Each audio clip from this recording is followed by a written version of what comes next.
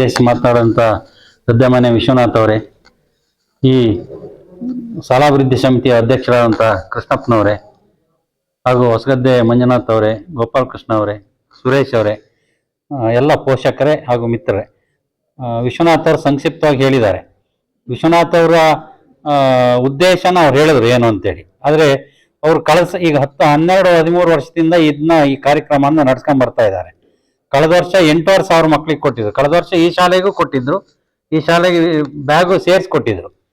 ಕಳೆದ ವರ್ಷ ಬ್ಯಾಗ್ ಕೊಟ್ಟವರಿಗೆ ಈ ಸರಿ ಬ್ಯಾಗ್ ಕೊಡ್ತಾ ಇಲ್ಲ. ಹೊಸದಾಗಿ ಬಂದವರಿಗೆ ಸೇರಿದವರಿಗೆ ಬ್ಯಾಗು ಸಮೇತ ಕೊಡ್ತಾರೆ. ಈಗ 1ನೇ ತರಗತಿ ಮಕ್ಕಳದ್ದು ಇನ್ನು ಮೆಜರ್ಮೆಂಟ್ ತಗೊಂಡಿಲ್ಲ, ತಗೊಂಡು ಕೊಡ್ತಾರೆ.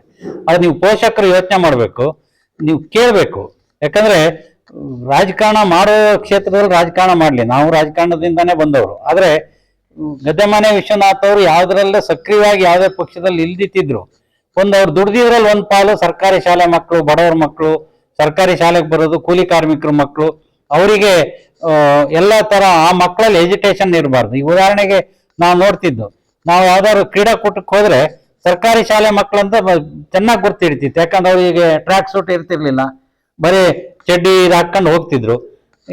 ಆ ತಾರತಮ್ಯ ಹೋಗ್ಲಾಡಿಸ್ಬೇಕಂತೇಳಿ ಇವತ್ತು ಸರ್ಕಾರಿ ಶಾಲೆ ಮಕ್ಕಳಿಗೂ ಟ್ರ್ಯಾಕ್ ಸೂಟ್ ಕೊಡ್ತಾ ಇದ್ದಾರೆ, ಒಂದು ಜೊತೆ ಸಮವಸ್ತ್ರ ಕೊಡ್ತಿದ್ದಾರೆ.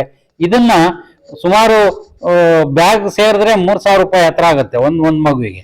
ಅವ್ರು ಇಡೀ 16,300 ಮಕ್ಳಿಗೆ ಕೊಡ್ತಾ ಇದ್ದಾರೆ ಅಂತ ಹೇಳಿದ್ರೆ, ಎಲ್ಲೋ ಒಂದ್ ಕಡೆ ಸಮಾಜದ ಬಗ್ಗೆ ಒಂದು ಕಾಳಜಿ ಇಟ್ಕೊಂಡು, ಈ ನಮ್ಮ ಮಲೆನಾಡಿನ ಬಗ್ಗೆ ಕಾಳಜಿ ಇಟ್ಕೊಂಡು ಕೊಡ್ತಾ ಇದ್ರು ಸಹ ಅದಕ್ಕೆ ಅದರಲ್ಲೂ ತಪ್ಪು ಹುಡುಕಿ ಕೊಡಬೇಡಿ, ಕಾರ್ಯಕ್ರಮ ಮಾಡಬೇಡಿ ಅಂತ ಹೇಳುವಂಥದ್ದು, ಒತ್ತಡ ಹಾಕುವಂಥದ್ದು. ನಾನು ನಿನ್ನೆ ಉತ್ಮೇಶ್ವರ ಶಾಲೆ ಟೀಚರು ಸ್ವಲ್ಪ ಅಳ್ತಾ ಫೋನ್ ಮಾಡಿದ್ರು.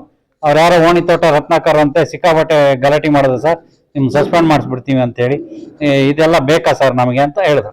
ಆದ್ರೂ ಬೇಡ ಹಾಕಿದ್ರೆ ಇಲ್ಲೆಲ್ಲ ನೀವು ಬನ್ನಿ ಕೊಟ್ಟೋಗಿ ಸರ್, ನಮ್ದು ಅದೇನಾದ್ರೂ ಆಗ್ಲಿ ಅಂತ. ಅಂದ್ರೆ ಶಿಕ್ಷಕರಿಗೆ ಬೇಕಾಗಿದೆ, STMC ಅಧ್ಯಕ್ಷರು ಫೋನ್ ಮಾಡಿದ್ರು, STMC ಅವ್ರಿಗೆ ಬೇಕಾಗಿದೆ ಕೊಡ್ಲಿ ಅಂತ, ಶಿಕ್ಷಕರಿಗೆ ಬೇಕಾಗಿದೆ, ಪೋಷಕರಿಗೆ ಬೇಕಾಗಿದೆ.